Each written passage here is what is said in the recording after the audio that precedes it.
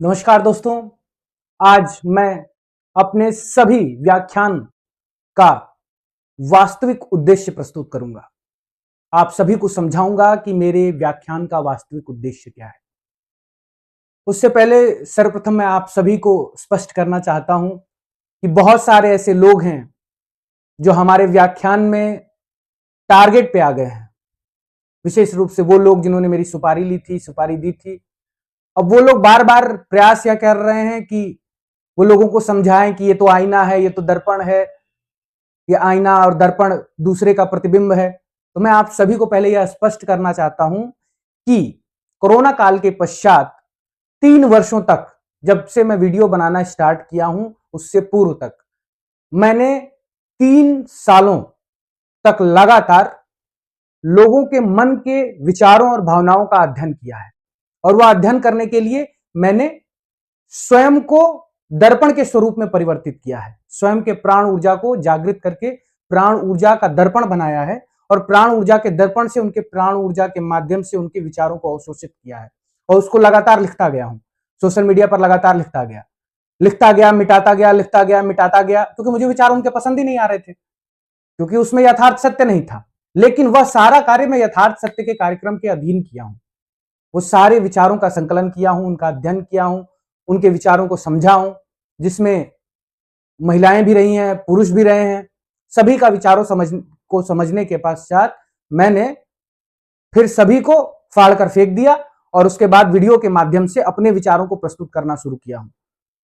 जब अपने विचारों को प्रस्तुत करना प्रारंभ किया हूं तो शुरुआत में मैंने यह ध्यान रखा है कि शुरुआत में आप सभी के भावनाओं को, धार्मिक उद्देश्यों को चोट ना पहुंचे, क्योंकि स्टार्टिंग में ही अगर मैं आपकी धार्मिक भावनाओं को चोट पहुंचाने लगूंगा तो आप सभी मेरे खिलाफ खड़े हो जाएंगे।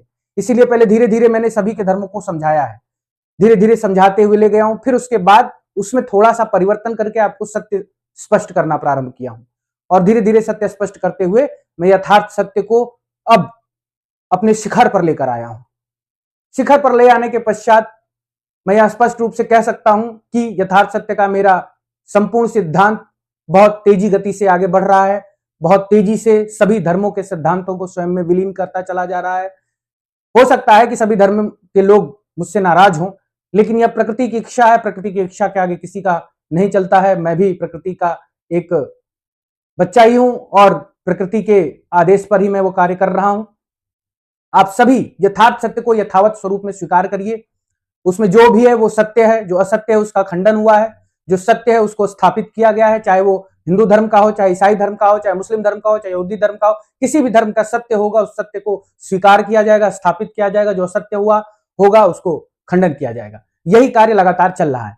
अब जो लोग ये दर्पण की बात फैला रहे हैं, तो हाँ, मैंने स्वयं को दर्पण के स्वरूप में बदला था। दर्पण के स्वरूप में बदलने का वास्तविक फायदा यह होता है कि आप सिर्फ विचारों को नहीं समझते हैं, आप भावनाओं को भी समझते हैं, आप अनुभवों को भी समझते हैं कि किन परिस्थितियों में किस व्यक्ति ने कब इस्लाम अपना लिया, किन परिस्थितियों में किस व्यक्ति ने कब ईसाइयत अपना लिया, किसने कब हिंदुइज्म से पीछा छुड़ा लिया, हिंदुइज्म में चला गया।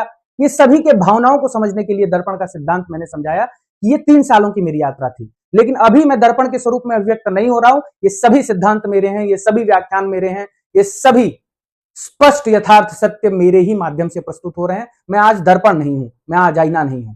आईना जब था तब लोगों ने पत्थर मार के खूब मुझे फोड़ा तोड़ा है, लेकिन आज आईना नहीं हूं। आज स्पष्ट यथार्थ सत्य प्रस्तुत कर रहा हूं और अपने स्वयं के अनुभव, स्वयं के ज्ञान, स्वयं की आत्मीय प्रेरणा, स्वयं की ईश्वरीय प्रेरणा से प्रस्तुत कर रहा हूं। तो सर्वप्रथम मैं आपको यह स्पष्ट करना चाहता हूं। उसके पश्चात मैं आप सभी को यथार्थ सत्य के उद्देश्यों की तरफ लेकर चलता हूं कि हमारे पिताजी एक लेख प्रकाशित किए थे, उजाले की ओर। उजाले की ओर का व्याख्यान हमारे दादा सदैव सिंह सूर्यवंशी के यहां से आता है। जब सदैव सिंह सूर्यवंशी बहुत साधु प्रवृत्ति के व्यक्ति थे, भक्तिभाव करते थे, तो जब वो कथा वगैरह सुनाया करते थे तो वहां पे एक नमो नारायण नाम का सांप आता था। वो बड़े बड़े उसके मस्तक होते थे, बड़ा लंबा सांप होता था नमो नारायण। नमो नारायण आता था, वो कथा सुना करता था। बहुत लोग उसको इच्छाधारी सांप भी कहते थे।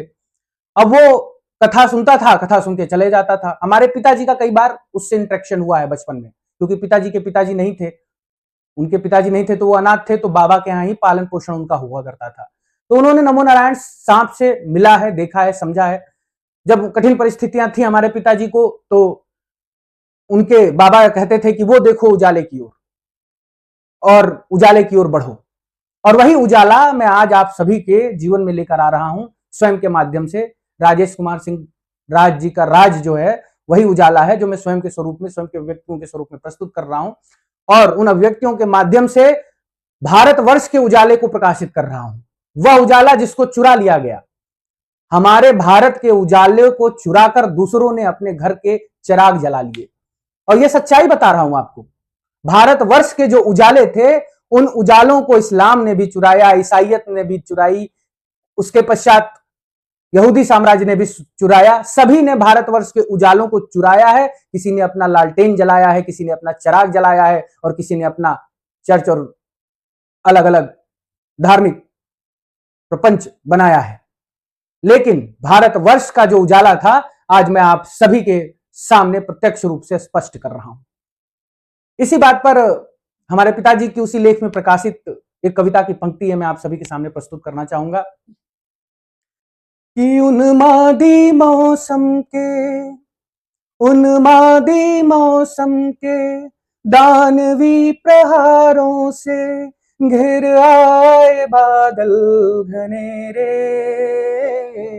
उन्मादी मौसम के दानवी प्रहारों से घिर आए बादल घनेरे। उजड़ गए पल में ही हंसों के नीड़ सभी, कागों ने डाल दिए डेरे, कागों ने डाल दिए डेरे। तो इस कविता का भाव यह कहता है कि उन्मादी मौसम के दानवी प्रहारों से, जब मौसम भारतवर्ष में उन्मादी हुआ और दानवी प्रहार भारतवर्ष में आए, तब बादल घिर गए। वो बादल क्या थे? अंधकार के बादल थे।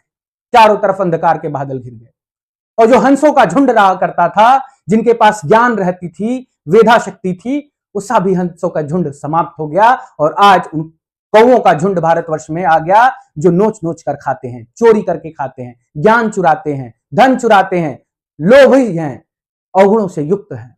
और ये कौवे कब आए? ये कौवे तब आए जब आर्य ब्राह्मण समाज भारतवर्ष में प्रवेश किया था। जब आर्य ब्राह्मण समाज आया, तो वही वो कौवों का झुंड था जो भारतवर्ष में प्रवेश करते ही देवों, दानवों और मानवों के हंसों के झुंडों को समाप्त कर दिया। उसके पश्चात पुनः कौवों का झुंड आया, वो इस्लाम की तरफ से आया, और उन कौवों के झुंडों ने भारतवर्ष की मर्यादा को तार तार कर दिया। फिर कौवों का झुंड आया अंग्रेजों के स्वरूप में और भारतवर्ष को लूट लिया। ये सभी कौवों का झुंड था, जबकि भारतवर्ष में वास्तविक ज्ञान शक्ति, मेधा शक्ति विराजमान थी। वह भारतवर्ष महान था। आज भारतवर्ष गुलाम है। हो सकता है कि हमारे इन वक्तव्यों को आज नमो नारायण जी भी सुन रहे हो, यह संभव है कि वह किसी मानव शरीर में भी हो सकते हैं। तो उन्हें समझना चाहिए कि वर्षों से भारतवर्ष को धोखा दिया गया है। दूसरे अपने उजालों को लाकर भारतवर्ष में अंधकार भगाने का स्वांग कर रहे हैं। वो उजाले जो उन्होंने हमसे चुराए हैं, हमारे ही उजाले चुराकर अपना चिराग जलाए हैं, और अपने चिराग के उजालों को लाकर भारतवर्ष में फैलाकर यह कहते हैं कि तुम लोग अंधकार में हो। यह देखकर बहुत हास्यास्पद विषय समझ में आता है, लेकिन ठीक है, हंसना तो है ही। हंसते रहिए। आप सभी भारतवर्षों के हर्ष और उल्लास का वक्त आ गया है, क्योंकि मैं आप सभी के जीवन में आ चुका हूं, और ये उजाले भारतवर्ष के उजाले हैं। ये उजाले किसी चिराग के उजाले नहीं है। ये उजाले उस सूर्य के उजाले हैं, जो सूर्य कभी अस्त नहीं होता है। वो जहां खड़ा हो जाता है, वहीं से विश्व में सूर्योदय होता है। इसी के साथ मैं आप सभी को अपने हिंदुइज्म के व्याख्या के बारे में समझाना चाहूंगा कि if I conclude my all explanation about Hinduism, then I can say that I have explained all types of ways of life, all types of ways of life based on nature and God. And I'm very much sure that I am a way maker. I have created ways of different lives. And Hinduism is the way of life, and I am the way of Hinduism, and I have created many ways, so I can say that I am a way maker. I am the way. इसी के साथ आज का विषय समाप्त होता है। नमस्कार।